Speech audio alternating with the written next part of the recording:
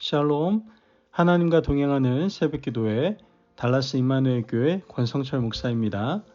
오늘도 하나님과 동행하며 풍성함을 누리시는 저와 여러분 되시길 주님의 이름으로 축복합니다.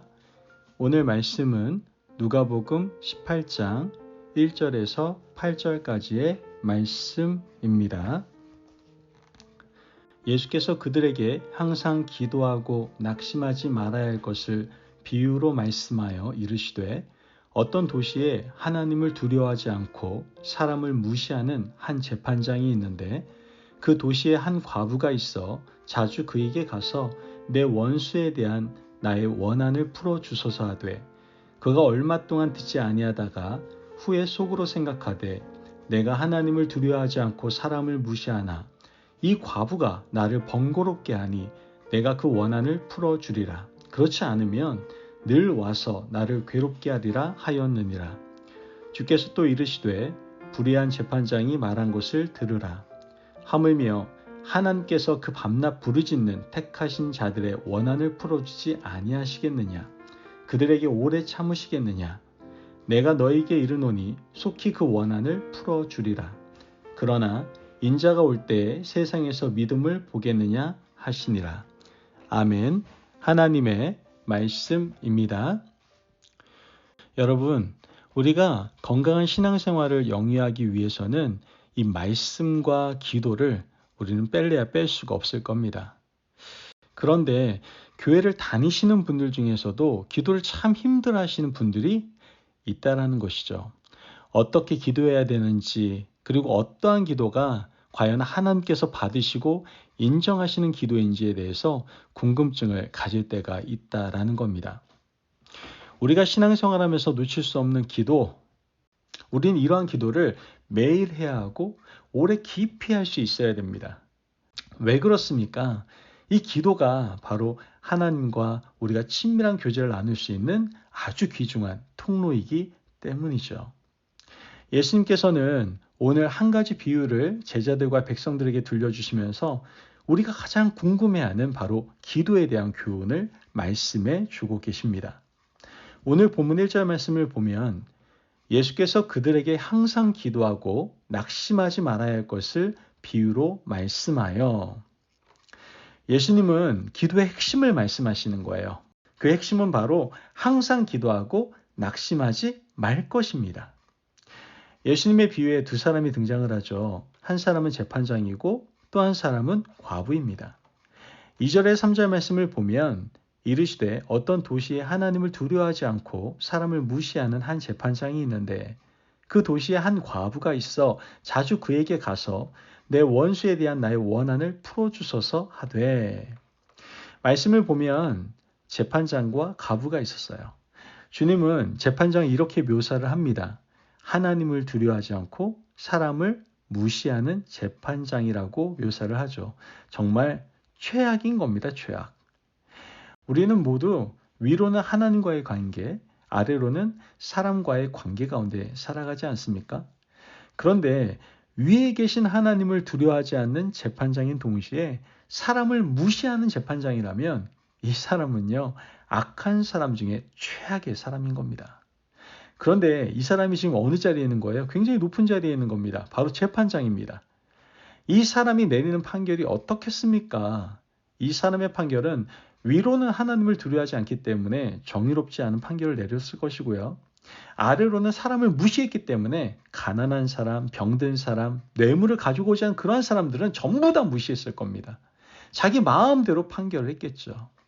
그런데 이 도시에 과부한 사람이 살았습니다. 과부는 억울한 일을 당했고 이 일을 호소할 곳이 법정밖에 없었던 거예요. 과부는 다른 대안이 없었기 때문에 매일매일 재판장에 찾아갈 수밖에 없었습니다. 얼마나 자주 재판장을 찾아갔는지 모르겠지만 재판장은 두 손 두 발 다 들고 마는 것을 우린 보게 됩니다.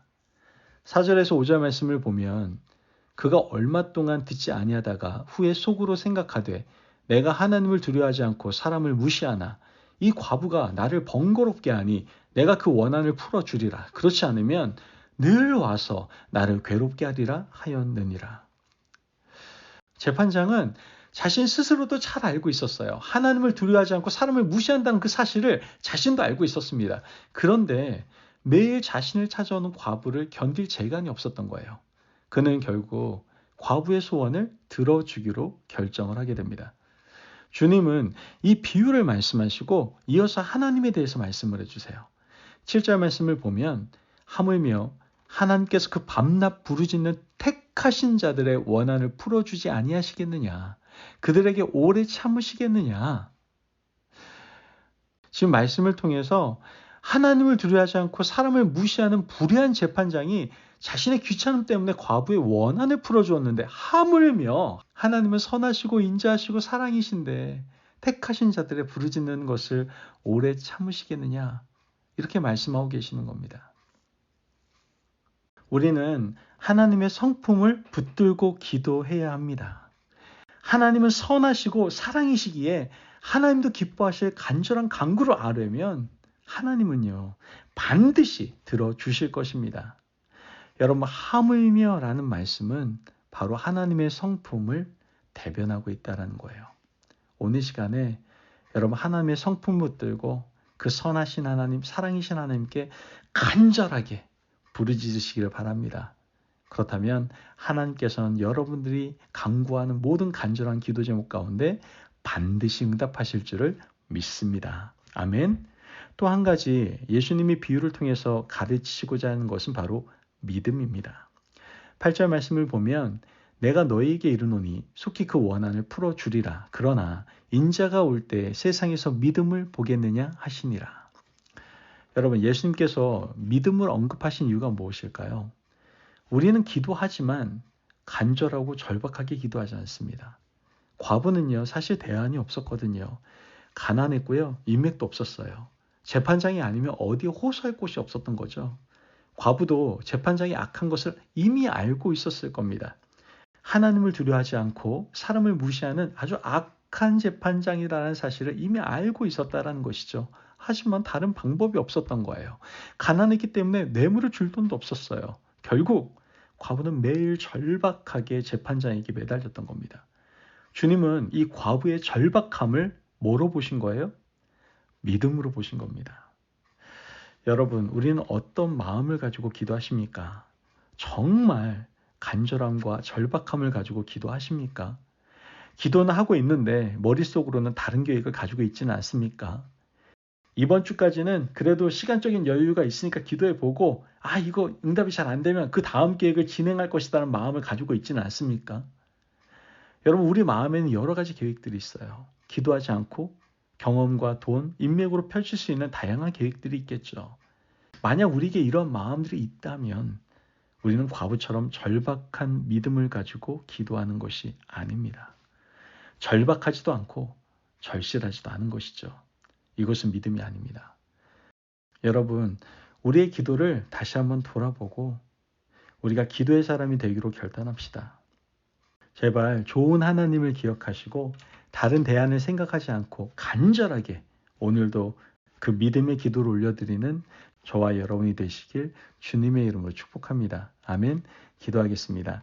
사랑이 많으신 아버지 하나님 감사합니다. 오늘도 우리에게 귀한 말씀의 은혜를 허락하심을 감사합니다. 하나님, 우리가 기도의 사람이 되어 하나님을 기쁘시게 하겠습니다. 사랑이 가득하신 하나님 앞에 정말 우리가 다른 대안 놓지 않고 절박하고 간절하게 기도할 수 있는 믿음의 기도로 하나님께 나아갈 수 있도록 주님 우리를 도와주옵소서. 감사하며 예수님의 이름으로 기도합니다. 아멘. 오늘도 하나님과 동행하며 풍성함을 누리시는 저와 여러분 되시길 주님의 이름으로 축복합니다.